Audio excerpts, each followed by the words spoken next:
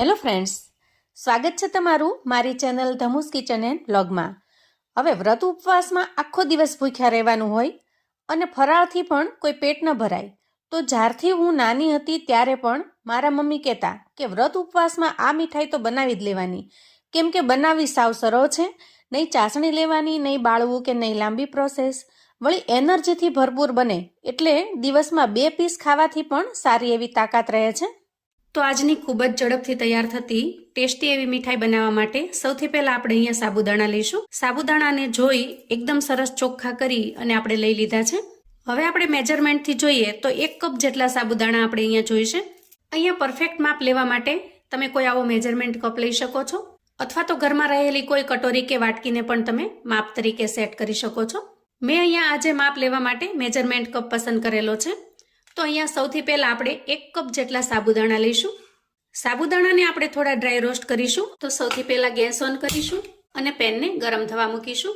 હવે જુઓ, પેન થોડું ગરમ થઈ ગયું છે. આપણે સાબુદાણાને પેનમાં ટ્રાન્સફર કરીશું અને ગેસની ફ્લેમને એકદમ સ્લો ઉપર રાખી આપણે સાબુદાણાને થોડા રોસ્ટ કરી લેવાના છે. અહીંયા તમને એમ થશે કે સાબુદાણાને રોસ્ટ કરવાની શું જરૂર છે, આપણે સીધા જ સાબુદાણાને ક્રશ કરી લઈએ.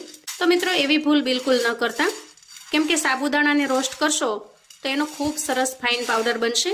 કાચા સાબુદાણાને જો પીસશો તો એનો પાવડર સારી રીતે નહીં બને, કરકરો બનશે. અને મીઠાઈ બનાવવા માટે આપણે જેવો પાવડર જરૂરી છે, એકદમ સરસ ફાઇન પાવડર, એવો પાવડર આપણને મળશે નહીં. વળી સાબુદાણાને રોસ્ટ કરી લેવાથી એકદમ સરસ ક્રિસ્પી બને છે, એટલે એનો ટેસ્ટ પણ ખૂબ જ સરસ બનીને તૈયાર થાય છે, એનું કાચાપણું દૂર થઈ જાય છે. હવે જુઓ, અંદાજે 5 થી 6 મિનિટ સુધી આપણે સાબુદાણાને આ રીતે રોસ્ટ કરી લીધા છે. હવે તમે જોશો કે સાબુદાણા ઉપર તો કોઈ પણ જાતની ડિઝાઇન પડતી નથી, કેમ કે ગેસની ફ્લેમ ધીમી છે. તો આપણને કેમ ખ્યાલ આવશે કે સાબુદાણા સારી રીતે ડ્રાય રોસ્ટ થઈ ગયા છે? તો એની પણ એક ટ્રીક છે. આ રીતે એક સાબુદાણો લઈ અને તમારે દાંત વચ્ચે દબાવીને ચેક કરી લેવાનો. જુઓ, એકદમ સરસ ક્રન્ચી લાગે તો સમજવાનું કે ખૂબ સારી રીતે ડ્રાય રોસ્ટ થઈ ગયા છે. અને જો થોડો ઘણો દબાય તો થોડી વાર વધારે સુધી તમારે રોસ્ટ કરી લેવાના. તો આ રીતે અહીંયા 6 મિનિટ જેવું આપણે રોસ્ટ કરેલું છે. સાબુદાણા સારી રીતે રોસ્ટ પણ થઈ ગયા છે. ગેસની ફ્લેમને બંધ કરીશું અને તૈયાર થયેલા સાબુદાણાને એક પ્લેટમાં કાઢી લઈશું. હવે આ રીતે તૈયાર થયેલા સાબુદાણાને આપણે થોડી વાર માટે ઠંડા થવા દેવાના છે. તો જુઓ, અંદાજે 5 થી 6 મિનિટમાં સાબુદાણા એકદમ સરસ ઠંડા થઈ ગયા છે. હવે આપણે મિક્સર જાર લઈશું અને તૈયાર થયેલા સાબુદાણાને એમાં ટ્રાન્સફર કરી દઈએ અને ઢાંકણ ઢાંકી એકદમ સરસ ફાઇન પાવડર બનાવીને તૈયાર કરી લઈએ. તો જુઓ, અહીંયા સાબુદાણાનો એકદમ સરસ ફાઇન પાવડર બની ગયો છે. હવે તૈયાર થયેલા પાવડરને આપણે એક બાઉલની અંદર કાઢી લઈએ. આપણે અહીંયા 1 કપ ભરી અને સાબુદાણા લીધેલા છે, તો એની સામે અડધા કપ જેટલી સાકર લઈશું.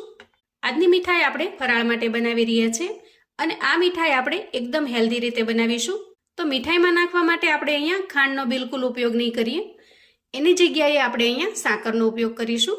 તો મેજરમેન્ટ પ્રમાણે મેં અહીંયા અડધા કપ જેટલી સાકર લીધેલી છે, એને આપણે મિક્સર જારમાં ટ્રાન્સફર કરીશું અને ઢાંકણ ઢાંકી સાકરને પીસી લઈએ. જુઓ, આ રીતે સાકર પણ એકદમ સારી રીતે દળાઈ ગઈ છે. તો અહીંયા તૈયાર થયેલી સાકરને આપણે એક બાઉલની અંદર કાઢી લઈએ અને આટલી તૈયારી કર્યા પછી હવે આપણે ગેસ તરફ જઈશું. તો સૌથી પહેલા ગેસ ઓન કરીશું અને ગેસ ઉપર એક કડાઈ મૂકીશું. હવે આજની મીઠાઈ બનાવવા માટે આપણે અહીંયા 1 ચમચી જેટલું ઘી લેવાનું છે. તો આપણે આજે જે મીઠાઈ બનાવી રહ્યા છીએ એ એકદમ ઓછા ઘીમાં, ઓછા સમયમાં, ઓછી વસ્તુઓથી ટેસ્ટી એવી બનીને તૈયાર થશે. હવે આપણે પીસીને તૈયાર કરેલો સાબુદાણાનો પાવડર ઉમેરી દઈએ અને ગેસની ફ્લેમને એકદમ ધીમી રાખી થોડી વાર માટે શેકી લઈએ. અહીંયા આગળ આપણે સાબુદાણાને સારી રીતે શેકેલા છે, એટલે હવે સાબુદાણાના આ પાવડરને વધારે શેકવાની પણ જરૂર નથી. માત્ર 1 મિનિટ સુધી ઘીની સાથે સારી રીતે મિક્સ કરી લેવાનું. આ સ્ટેજે આપણે પીસીને તૈયાર કરેલી સાકરને ઉમેરી દઈએ. અહીંયા 3 થી 4 બદામનું કતરણ કરેલું છે, એને ઉમેરી દઈએ અને થોડો એલચીનો પાવડર ઉમેરી દઈએ. અહીંયા ડ્રાયફ્રૂટ્સનું કતરણ અને એલચીનો પાવડર બિલકુલ ઓપ્શનલ છે. તમને જો અનુકૂળ હોય તો તમારે ઉમેરવાનું અથવા તો સ્કીપ કરી દેવાનું. એલચીના પાવડરથી સુગંધ ખૂબ સરસ આવશે અને ટેસ્ટ પણ સારો આવશે.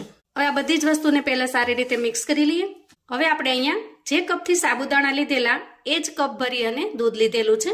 દૂધ અહીંયા બહુ ઠંડુ પણ નહીં અને સાવ ગરમ પણ નહીં, એવું સામાન્ય તાપમાનવાળું લેવાનું છે. હવે ધીરે ધીરે દૂધને આપણે મિક્સ કરતા જવાનું. જુઓ, આ રીતે થોડું થોડું ઉમેરતું જવાનું અને મિક્સ કરતું જવાનું. અને પછી બધું જ સારી રીતે મિક્સ કરી લઈએ. મિશ્રણ ખૂબ ઝડપથી ઘટ થવા લાગે છે, તો આ રીતે એકદમ સારી રીતે મિક્સ થઈ જાય એટલે ગેસની ફ્લેમને આપણે બંધ કરીશું. હવે આ રીતે કોઈ થાળી કે પ્લેટને આપણે ઓઇલથી ગ્રીસ કરી લઈએ અને તૈયાર થયેલું મિશ્રણ આપણે એમાં ઢાળી દઈશું. સ્પેચ્યુલાની મદદથી આપણે એને સારી રીતે ફેલાવી દઈએ. તો જુઓ, અહીંયા આપણે મીઠાઈને એક સરખી પાથરી દીધી છે. હવે મીઠાઈ એકદમ સરસ આકર્ષક દેખાય એટલા માટે આપણે થોડું ગાર્નિશિંગ કરી લઈએ. તો અહીંયા થોડી પિસ્તાની મેં કતરણ કરેલી છે, એને ઉમેરી દઈએ અને થોડી ગુલાબની સુકાયેલી પાંખડી ઉમેરીએ અને આ રીતે સ્પેચ્યુલાની મદદથી થોડું અમથું પ્રેસ કરી દઈએ જેથી સારી રીતે સેટ થઈ જાય. હવે આપણે મીઠાઈને અડધો કલાક માટે ઠંડી થવા દઈશું અને પછી એમાંથી સરસ મજાના પીસ કરી લઈશું. અહીંયા મીઠાઈ સારી રીતે સેટ થઈ ગઈ છે અને હવે આપણે એમાંથી પીસ કરી લઈશું. તો જુઓ, એકદમ ટેસ્ટી અને ખૂબ જ ઝડપથી તૈયાર થતી સાબુદાણાની મીઠાઈ તૈયાર છે. મોઢામાં મૂકતા જ પીગળી જાય એવી સરસ સોફ્ટ બને છે અને ખૂબ જ ટેસ્ટી બને છે. તો ફરાળમાં કશું ઝટપટથી ખાવાનું મન થાય તો ફટાફટથી તમે આ મીઠાઈ બનાવીને તૈયાર કરી શકો છો. ખૂબ જ ઓછી વસ્તુઓથી તમે ઝડપથી આ મીઠાઈ બનાવીને તૈયાર કરી શકશો.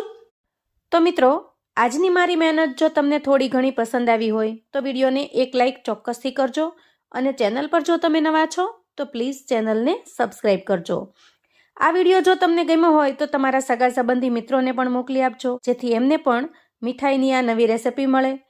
અને કોમેન્ટમાં મને ચોક્કસથી જણાવજો કે આજની આ વ્રત ઉપવાસ માટેની મીઠાઈની રેસિપી તમને કેવી લાગી છે. ફરી મળીશું એક નવી રેસિપી સાથે. ત્યાં સુધી આવજો મિત્રો.